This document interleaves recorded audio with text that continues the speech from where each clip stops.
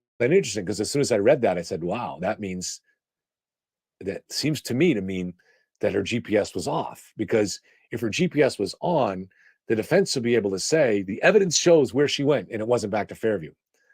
But they didn't say that. They didn't say the evidence shows she didn't go back. They said there's no evidentiary basis for saying she did go back. So to me, as soon as I read that, I was like, whoa, aren't they kind of, without realizing it, admitting that the GPS was off? Now, of course, they wouldn't care, because if it was off, that's going to come out during the trial anyways. So it's not like they're admitting some big secret, but if that was the case.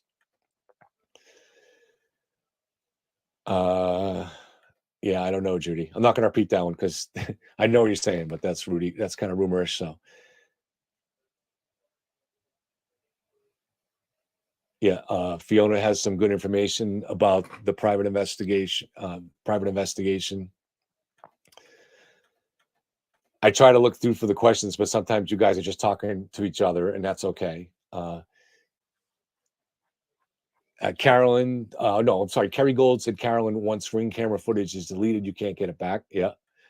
I didn't, one thing I didn't know was if you have a system where it's going through, where some of it is being saved, but most people don't pay that extra storage to have it saved.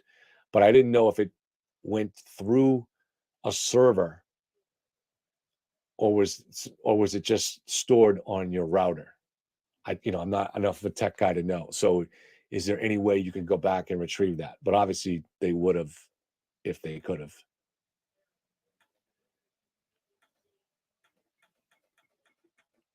Glancing through, guys. Timothy said the footage could have been erased by John's phone at the Alberts as well. But Timothy, it's really hard to hack into an iPhone. Obviously, eventually, the police can, when they get it into the forensic data lab and they're able to download this stuff. So, but you're saying that they could have erased John's phone at the Alberts. Doesn't that strike you as being not very likely? Like, it wasn't that long ago that the CIA was basically suing Apple to be able to hack into those phones. So unless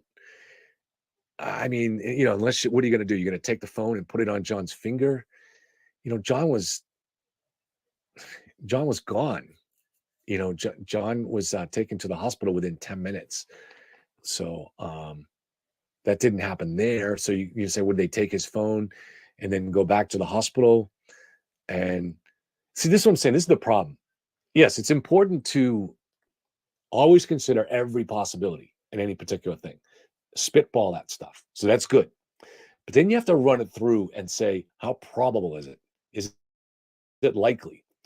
So what exactly would you be thinking here? That maybe the state troopers are going to take John's phone, take it to the hospital or to the morgue later, or wherever John's body was being stored, and go in when somehow get access to it when nobody's looking and use his finger to open the phone? Just to see if there's ring footage on there they can delete. It just, stuff like that is so incredibly unlikely. And that's kind of how it is with this theory is you have numerous very unlikely things. And the way the odds in those things I mentioned the other day, they multiply together.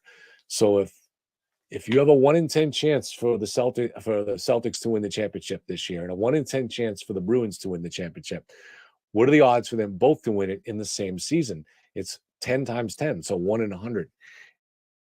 And that's, so what are the odds that D.A. Morrissey is lying about Trooper Proctor or Trooper Buchanan being present that day? There's no way we don't have an odds maker here to actually sign it, but the odds are pretty low. It's against the odds because it's going to likely get exposed and ruin him. So whether you want to make it 1 in 10 against him lying or 1 in 100, however you want to do it. And then you say, well, what are the odds that everybody inside that house, whether you want to put that number at 11 or 12, kept quiet? Again, if you put that at 1 in 10 And in times, whatever the odds you had on Morrissey being lying,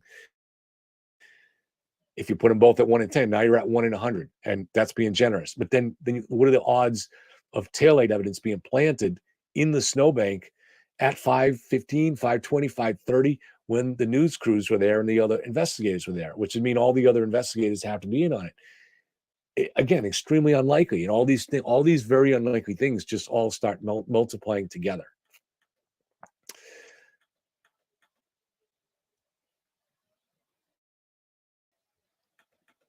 Olivia Nile, hi. I'm trying to get caught up. Hi, Olivia.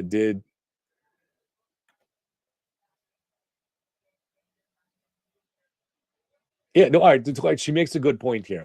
Olivia says that Canton doesn't have body cams, not because they can't afford them, but because of transparency. Yeah, and that's true. And I remember actually, and I don't know if this is still an issue, but not too long ago, just a few years ago, when they were trying to order these, get a lot of cities and around the country to get these body cams, that it became a union issue. The unions were like, we're not going to let you wear body cams. We're not going to let our guys wear body cams unless you give us something. So you got to give us 2% pay raise or some other kind of perk or something like that, because everything is leverage for them. Even though, in theory, wearing a body cam also protects the police. So that's the other thing, is that people forget, is that, the body, if you're accused of doing something wrong, it kind of sucks when you can't defend it, because people can just say shit. But in a case like that, if you have a body cam, sometimes that just creates that helps the cop. So I don't know if they feel the same way about it, but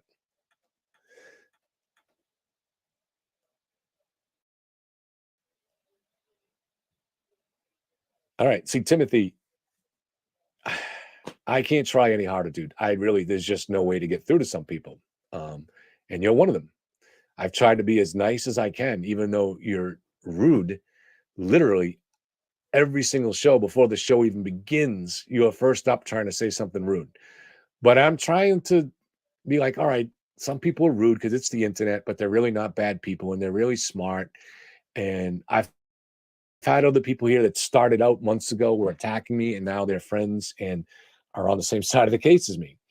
So I've taken on every single one of your questions. You say I haven't listened, but you don't make it easy, because you pepper a question sometimes every 4 seconds. And so there's no question that I've read of yours that I've ignored. So you're saying I don't listen when the narrative isn't in his favor, but loves to crap on the TV brainwashed mob. Well, aren't you kind of acting like that? I mean, there are things we can debate here. So I debated with Wayne the reliability of Lucky as an eyewitness, and it's totally worth debating by reasonable people. So I can have my opinion and you have yours, and I'm going to base my opinion on evidence, but that doesn't mean it's right. It's my analysis of that evidence. I'm open to any new evidence that you want to bring in. I'm open to any argument that you want to make. I haven't ignored any of your questions that I can tell, and you've posted about 50 times just in this show, maybe more. So, I mean, I'm going to keep giving you a chance, but there is a brainwashed mob. That doesn't mean that everybody's in it. There are plenty of reasonable people that have good questions on both sides. Okay, so and there are people that don't trust the official narrative, and they're intelligent. So we had on Victoria was in here a few nights ago, and all the questions she asked were reasonable, and you know what side she's on, and I took them on. And Victoria has communicated with me via Facebook Messenger periodically over the summer, and it's always been respectful and intelligent. So I don't mind talking to people that have different ideas, But there are some people that kind of ask some really dumb questions, and there are some people that just kind of really aren't really thinking. They aren't really doing very good analysis. They're just kind of like Compromise Proctor, McAlberts, and stuff like that. I mean, they're not really trying to get to the truth. I mean, you're accusing people here of murder, whether it's Karen or whether it's the people you think are involved in the conspiracy. And lives are going to be ruined here one way or the other. And I mean, it's worth being serious about it and being a little cautious about pointing your finger. So there was, I don't know, is her name Rita, whatever it is, that was on Turtle Boy's show last week. I had it on. I don't usually watch, but I had it on for a couple minutes, but because they were talking about the board, the issue coming up about the audit in Canton, which I don't really follow. Local politics is boring. But when she said it's a fact that Karen Reed is innocent, I can't really take anybody seriously that says that. If somebody says, I believe Karen Reed is innocent because there's stuff that doesn't add up here, okay, I can take you seriously. But there's no evidence John went in the house. There's no direct evidence implicating anybody else. And much of the stuff that was put out in the original narrative in April has been disproved. And some of the other stuff that's emerged since then, put out by people that were leaders on that side, has been disproved, such as the idea that the taillight was found just sitting on the snow. No. Some of the questions that did seem reasonable at the time are not. So, for instance, people focused on why was the cocktail glass found by the Canton police and the taillight pieces were not found by the Canton police. Well, to me, that's an easy question. The taillight pieces, if the taillight broke on John, which I think it did, that explosion happened right there on the street, near the gutter, but on the street. And so those glass pieces would all land right there, and then they would get plowed up when Lucky went by, which at some point Lucky went by, right? At least once. And so that all got plowed up and it was buried inside the snowbanks. And you weren't going to find it until you dug it out with a shovel. And so meanwhile, the cocktail glass was found next to John's body. Now, John's body, all the snow melted around it.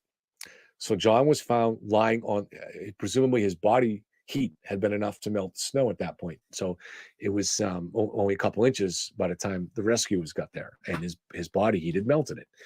So that was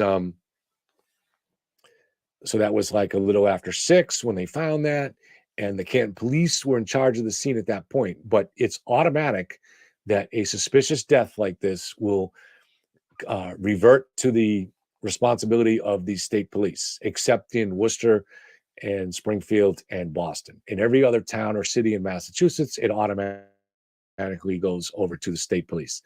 Now, they knew when John was taken away that he wasn't going to make it. He did have a slight pulse, but his body temperature was in the low 80s and he wasn't breathing. And he had been under a layer of snow. I think they knew he was very unlikely to make it. And as soon as he was officially pronounced dead, it was a state police scene. So he was pronounced at 7:50. So at that point, they weren't never going to put a shovel to a state police scene. They're not even qualified. They don't even have investigation kits in their car. They're just root cops. So these guys were good guys and they did their best, and they collected the blood that they found, the blood drops that they found, because they knew that it was going to be perishable. It was going to get snowed over.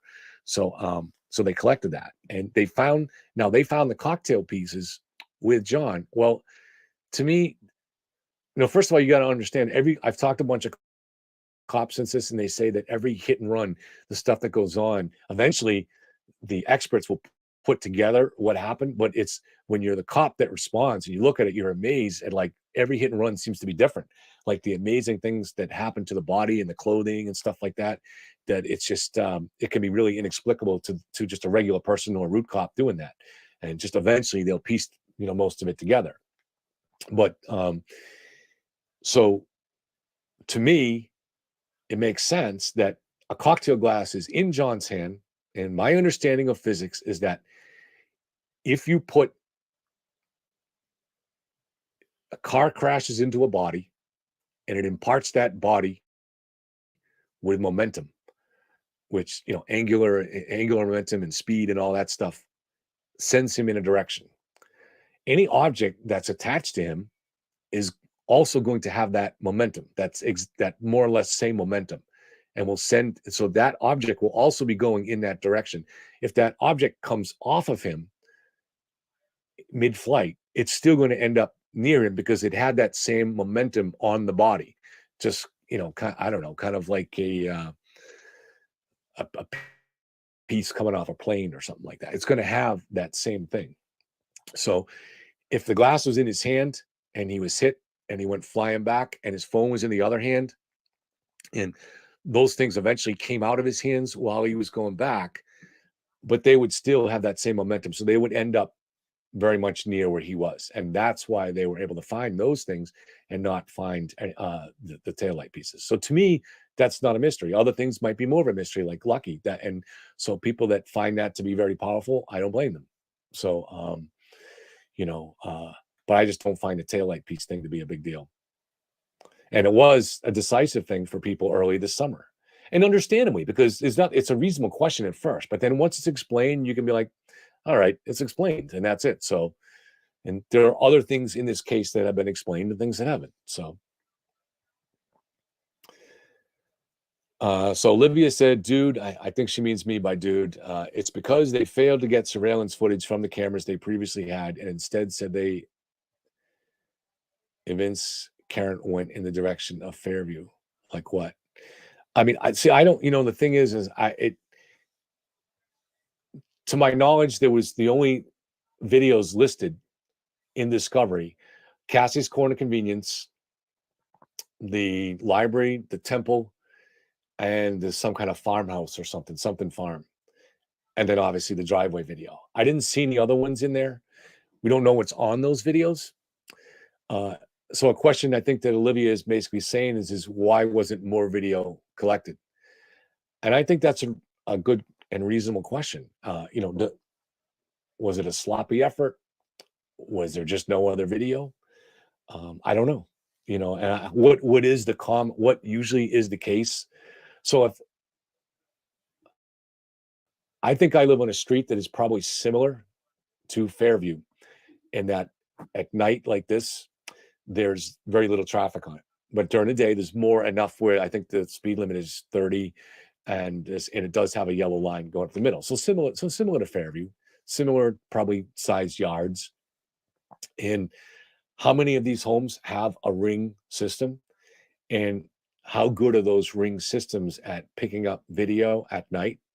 I honestly have no idea. I have no idea. So how much of that stuff gets saved, and how much of that stuff is found in a typical investigation, I just really don't know. And I think it's a great question. So hopefully maybe someone else can come on and give us an answer on that about some other. Maybe you can find, like, if you guys can find another similar case where that is happening, you can just come back and let me know.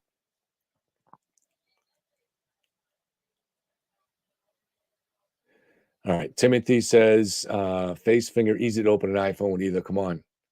Yeah.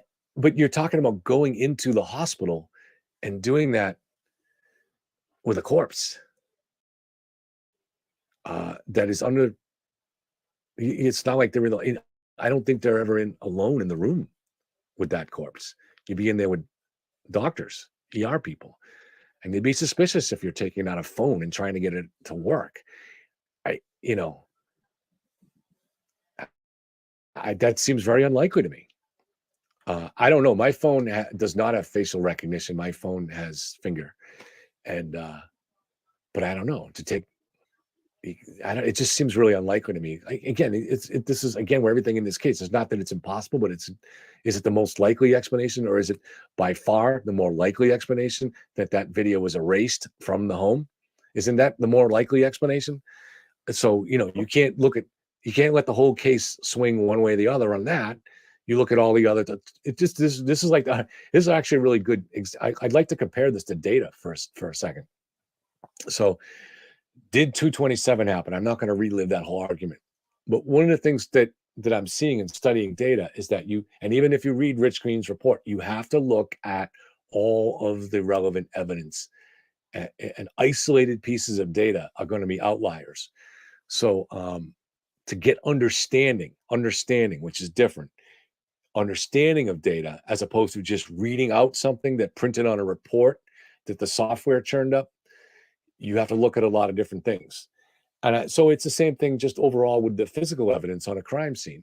So you look at the totality, and if the totality indicates that the only sensible thing is that that phone went to the hospital and the cops used that to access it with the corpse, okay.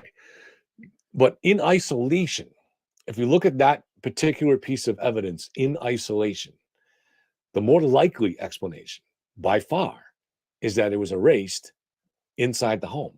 That's more, just in isolation, that's more likely than the idea of taking that phone up to a body in the hospital.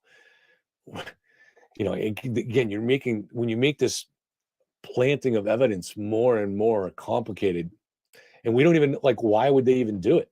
You know, they didn't, you know, what would be the motive? You're going in there to erase. Why would they even think to go in and erase video footage of Karen coming home? That doesn't even make sense. Why would they even think to do that? To create suspicion on her? That's odd. Nobody would think that way. So yeah, I think it's really not. It's not even a reasonable interpretation. Once you think it through, it's fine to raise the question, but once you think it through, it's not a very reasonable interpretation of what happened there. Kimberly, I don't know if it's face recognition. I don't even know what model phone it was. So I don't know. But again, is it really, why would you do that? Why would you,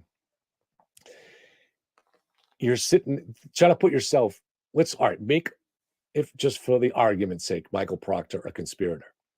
Okay. And let's just say the Alberts have some kind of really destructive evidence that they're able to use to blackmail him. And they say, look, you got to play ball, buddy, or we're going to release this. So you got to make sure you fix this case for us. Why would he even think to go and erase part of the ring footage? I just can't even think of any reason why he would even think to do that, because it doesn't really even further the conspiracy, right? I mean, if Karen didn't leave her home between 12:41 and 5, so you're telling me that the state police went in there and all they erased was Karen coming home? Isn't that kind of strange? Like, why would they do that? I'm going to look through to see if anybody has any answers as to why they would do that. I'm going to probably have to try to skip ahead to the questions to get to that, to see if anybody has an answer on that. All right. I've skipped all the way to the end of the questions so I can do that and scroll back and see if anybody has an answer to that. So why would they go in and what would they be their thinking to going in and erasing just video of Karen returning home? What would be the thinking behind that? Why would the conspirators want to do that? So I'm looking to see. I wish I could pull one of you in here and talk to me. If anybody wants to come on, it's getting late next time. But if anybody wants, think about this next time. If somebody wants to talk, if you think in the future you might want to talk to me on one of these episodes, send me your email. My email is leetskev@gmail.com. And send me your email and say, keep me on the list. And maybe during tonight's show, I have a question. And if you've been, polite and respectful, and then I don't care what side of the case you're on, you're welcome to come on and talk for a few minutes and explain your theories and questions. So I'm just looking through to see if anybody else has a possible explanation for why the conspirators would want to delete video of her coming home. And I'm not seeing any.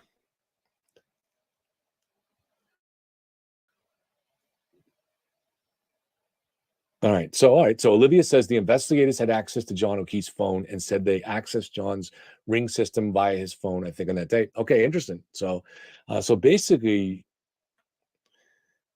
you're not. So what you're not. So I think what Olivia's saying is that this doesn't involve. This doesn't involve them breaking into the phone, just taking it into the forensic data lab and downloading the data like that.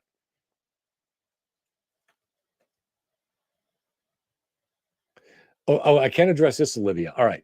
So Olivia said, given that the only other footage that went missing was from the library. I did a whole video on that, the gap in the library. And you know what? I was wrong. I didn't see through it. So I listened, but it's funny. The clue is there and I missed it. This is why you always have to look at things, how things are worded, that subtext. So I remember that was back in June, and Alan Jackson talked at length about the gap, and then I was really riveted to see what Ladley's response was going to be, and I was shocked because he just said, in his clumsy kind of way, he was like, well, they got the same stuff we have, so I don't know. And I was like, wow, is he actually saying that there is a gap and he just doesn't have an explanation and doesn't care? I found that to be disturbing, and I put a video out about that. But I don't think that's what he was saying, because we've learned more about how these cases are conducted. I'm not a lawyer, and I don't know how many people, if anybody here is a lawyer, but it turns out the prosecution tends to hold their hand back like a card player as much as possible. And so they were being coy. They had the answer to the test, and the defense knew they had the answer, but for whatever, just because they play it that way and they don't want to give away their hand. And I believe the answer was that tell me if maybe this will turn out to be wrong, so you guys can analyze this. But I believe the answer is that there's no gap in the library video. It's not like we're thinking in the old days where you got the VCR surveillance system running and it just runs continuously, and all of a sudden you looked on it like, wow, there's 2 minutes missing here. That's horrible. I don't think it was like that. It's not like the Nixon Watergate tapes. I think that these were motion triggered cameras that only recorded when something went by, and Karen didn't go by. I think Karen went. There is one other route. There's basically two routes if you look at the map, and the other one goes by Cassie's corner convenience store, which is listed on Discovery. Now, that might not be the answer, because it could be that Karen went by Cassie's at another time. But it looks like, to me, that's the most likely answer, is that Karen didn't go home by the library. She went home by Cassie's, which is a way that she seems to have been more familiar with. And that's kind of the direction they came, I think. So I think that's what the answer is. So, all right, Timothy, this is a good question. He says, can you admit the investigation was criminally negligent, especially with the late interviews and not following up on those because it's too damn late? Here's the thing on this. You might be right that it was negligent. But the problem is that I am not a murder investigator. I've never been part of a murder investigation. And I'm probably no one here has. And you're sitting here now, and the investigators don't get any opportunity to answer why things went the way they did until during the trial. And even then, we don't know if they'll get the full answers. But then if they're asked on the stand, they'll get to answer some of this stuff. So some of these things may be explained better. For an example, there's a lot of examples in this case. So there was, I forget the exact sequence of why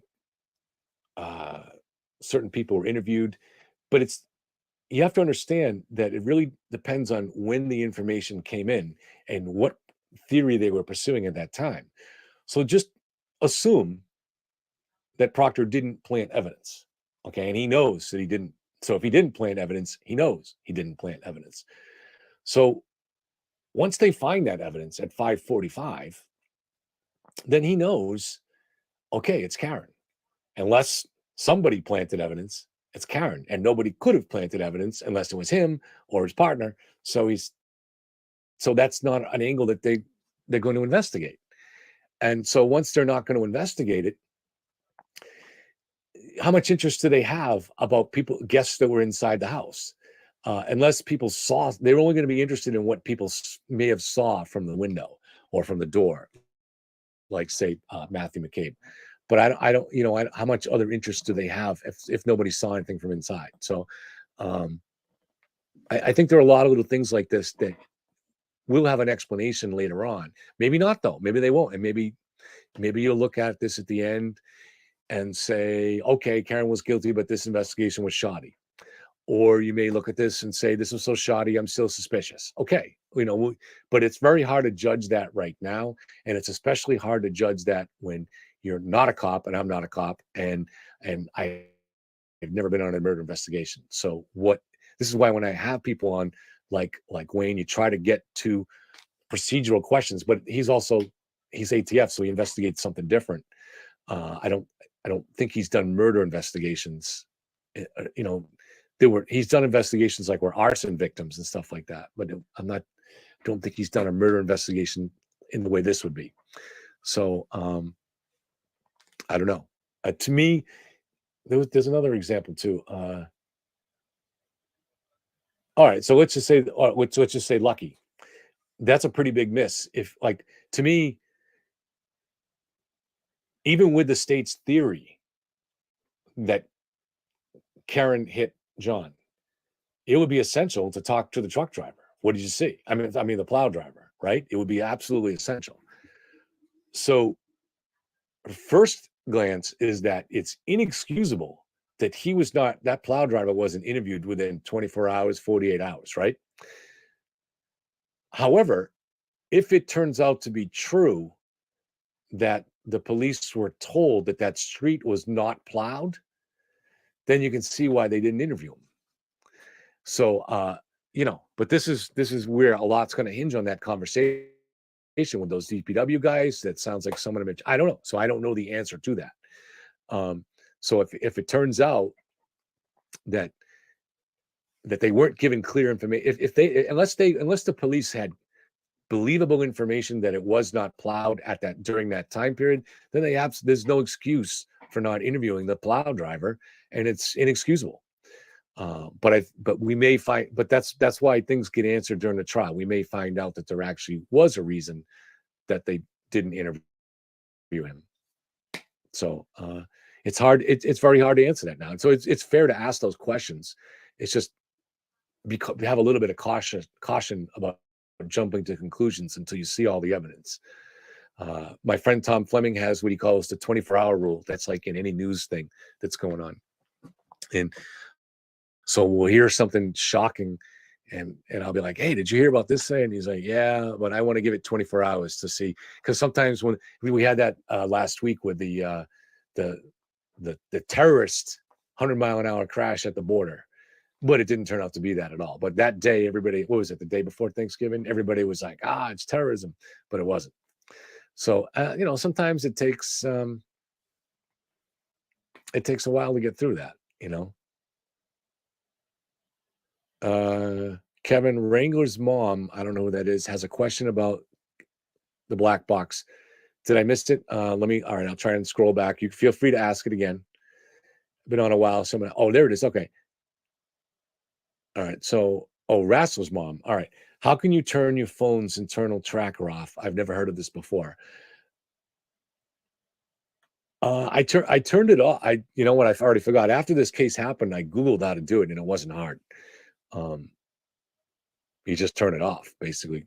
Let me look at my phone and see if I can remember. It was something in the settings that was pretty simple, but I don't know if it fully works, because I know that inside each modern cell phone is a sensor that automatically picks up automatically picks up GPS signals. And so, but I guess if you turn it off, I don't know if, I forget. We'll have to look it up, but I forget. And I don't know. So does that mean it's not getting cellular signals? We know that, like in the case of Kohlberger in Idaho, he turned off his phone. So they weren't able to track him because he turned off his phone before he went to kill the 4 people in the house.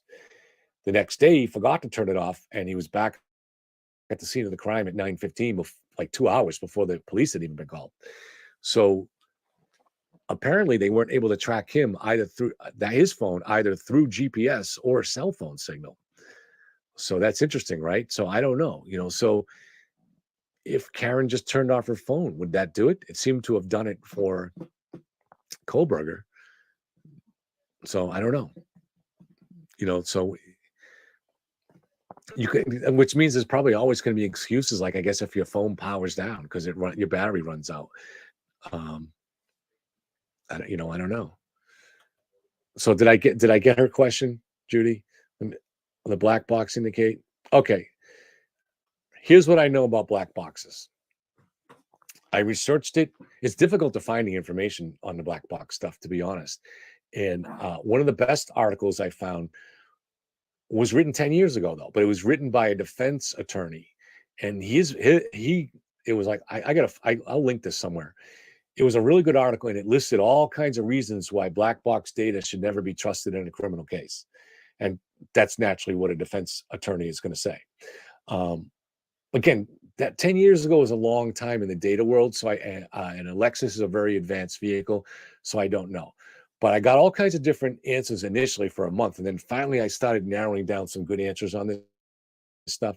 And what I was able to find, and again, it could be different now, but is that basically all the information systems, various sensors in your car are recording to the black box, which fits behind your steering column.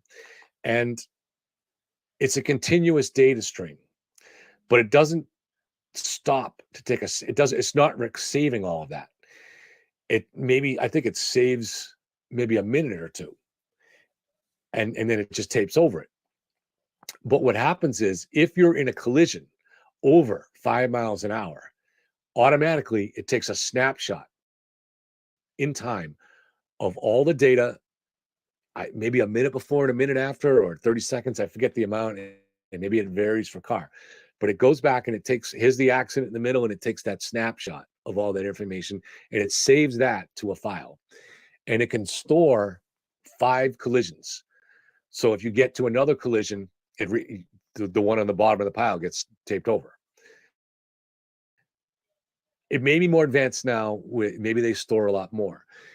But it's not just technology that limits it, though, because these black boxes were not designed to be used in criminal cases or even in lawsuit cases. They were just designed to help with accident reconstruction to make vehicles more safe. And so people don't really, it's not because they're criminal, but even just ordinary people are a little weary that you have this kind of information that can only be used against you, or not only, but mostly can be used against you. So if you're in an accident, maybe you have some kind of defense to say it wasn't my fault, but then all of a sudden they pull out this black box and it says you were going 68 miles an hour, and they might nail you with it. So I think a lot of people have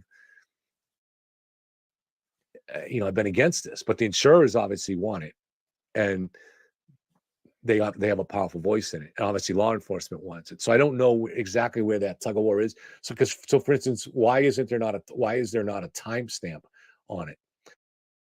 Which I've seen mixed data on that, but the most convincing stuff I saw is that there is no timestamp. I've actually looked at the printouts of the black box printouts, and you can see all the braking and acceleration and all the different things that are on it. I think it even had turning, but it did not have, the ones that I saw did not have a timestamp on it.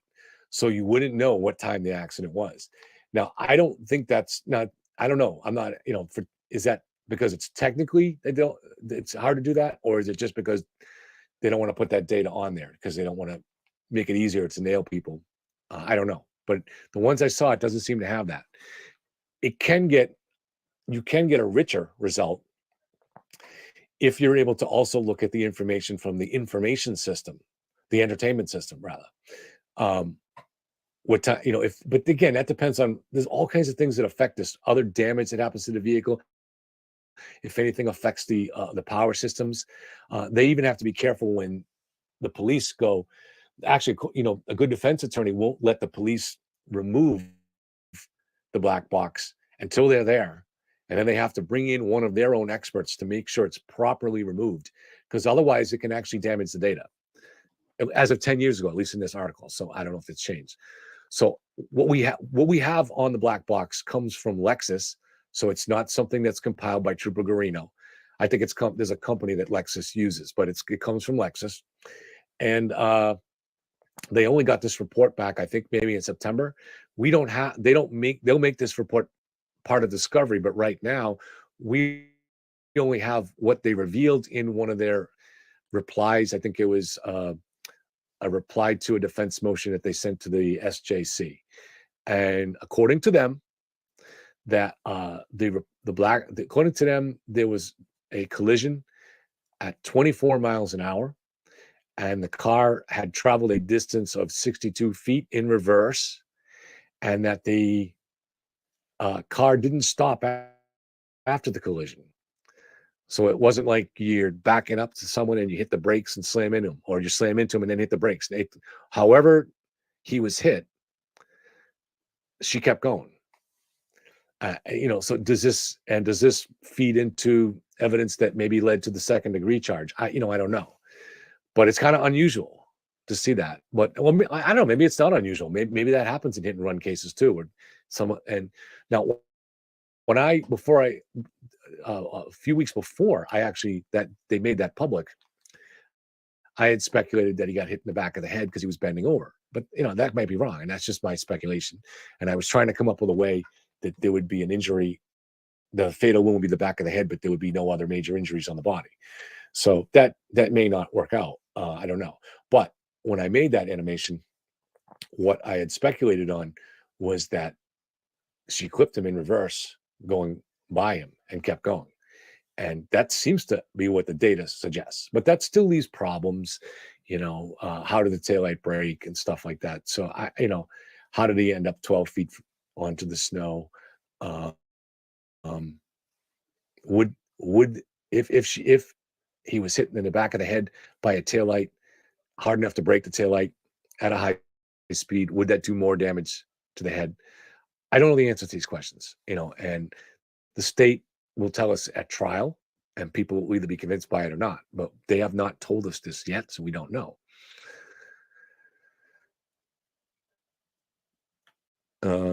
So I'm finally at the end of the questions, so that's great. And so I've been on here since 7. So guys, thank you very much. I just want to repeat again, I welcome any questions. And so Tim, anybody, if you're respectful, you want to come in and try to change my mind, send me an email, leadskev@gmail.com, and I'd be happy to have you come on, and you can put out your piece as long as you're respectful to everybody else and you give me some reason to think that you know the knowledge of the case and you're going to be intelligent and respectful. I'd be happy to have you come on and state your case or things about it that bother you. And I also want to say that Friday we do a thing called Yellow Cottage X, and what's becoming a little more popular is the tarot card reading that Jay does. So I'm not a big believer in the supernatural, but I love a good story, and so we're doing that on Fridays. But I did some interesting things to report on that. If you missed the beginning of the show, I spoke today at length to a man who is on death row as we speak. And he is going to be coming on to do a series of shows on this channel from death row. He's going to be on death row, presumably for the rest of his life. He's been there for 40 years in death row. And he used his time on death row to study closely the people that he was with. So other killers, but in particular, serial killers. And he made it kind of his life's work from behind bars to study them and get insights into their thinking.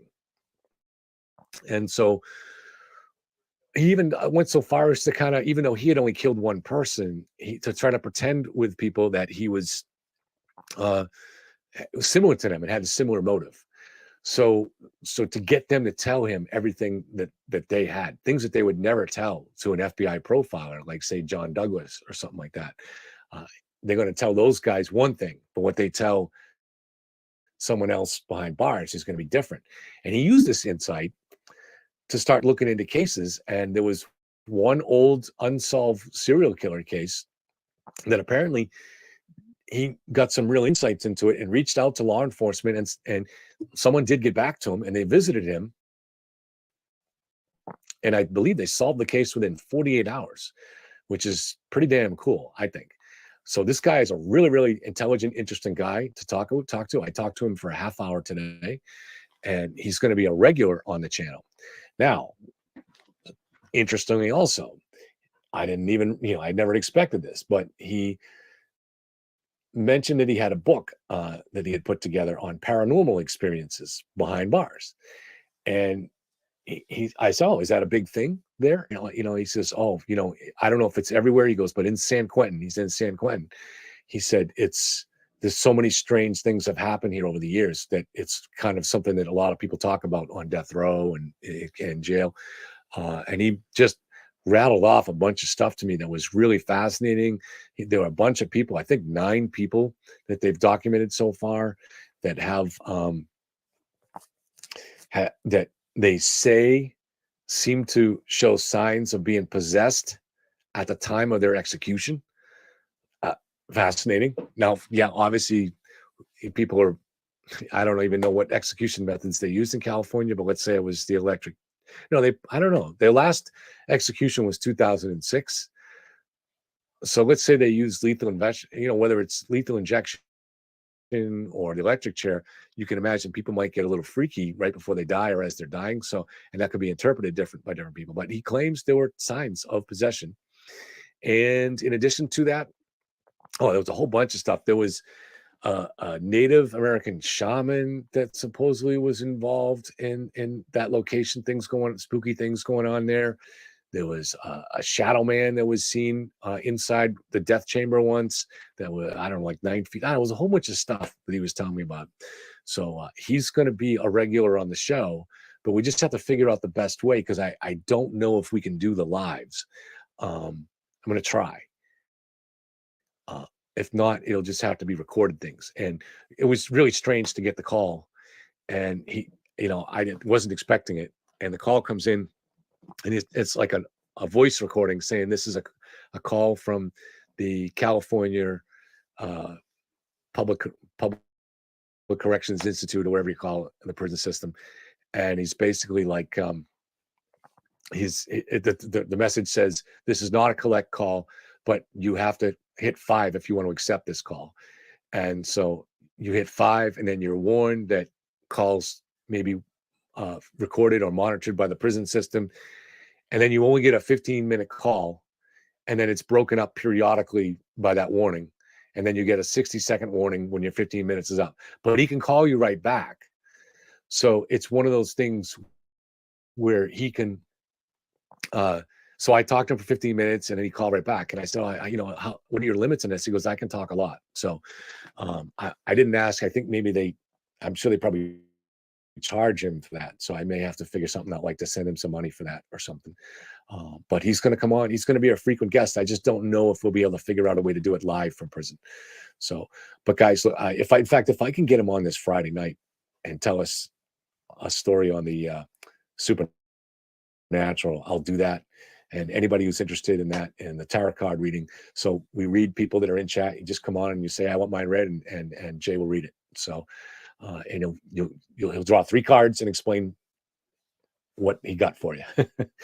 But it's entertaining. All right, guys, have a good night. Thank you very much for being here, and I will see you soon.